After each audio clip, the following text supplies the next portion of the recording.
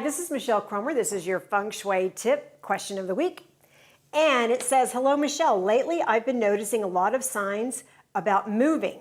How can I tell the difference between messages from the universe and my own ego? Thank you in advance for your answer, Julian G. Or it could be Julian G, depending on what part of the country you live in. Thank you so much. What a great question. And at first blush, you might think this has nothing to do with Feng Shui, but it has everything to do with Feng Shui because it's about energy or qi. Remember the famous quote from Albert Einstein, everything is energy and that's all there is to it. So thank you. Great question. I'm going to give you 4 things that'll help you distinguish between your ego and what I believe are signs from the universe, God, or whatever noun you're comfortable in using. Number 1, opportunities just seem to come out of the blue. You just can't even believe it. Like, for example, Julian, your moving example.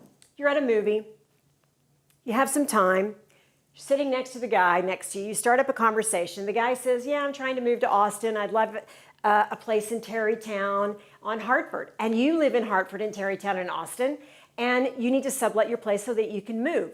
That is a sure sign. And the second thing is you have a lot of serendipity, a lot of things happening that are just crazy. And it could be as simple as, gosh, I'm thinking about my friend Alex I haven't seen in 8 years, and boom, Alex calls you on the phone. I mean, it's just, and that's again and again and again. You just, things like that, the weirdest but the simplest things. The third thing is the opportunity that does come out of the blue has a healing component. For example, I had never thought about walking El Camino de Santiago up in northern Spain. My friend Olga, who I met in Tibet, called and said, hey, I want to do this. Well, I'm not Catholic. I didn't even think about doing it ever.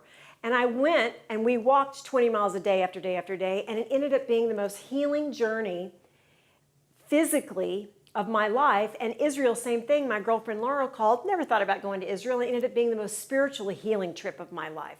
So that's the component. And finally, and this is the most important, it just feels right. Everyone else thinks you're crazy. When I did my first book, my bestseller, Exit Strategy, Thinking Outside the Box, I majored in finance.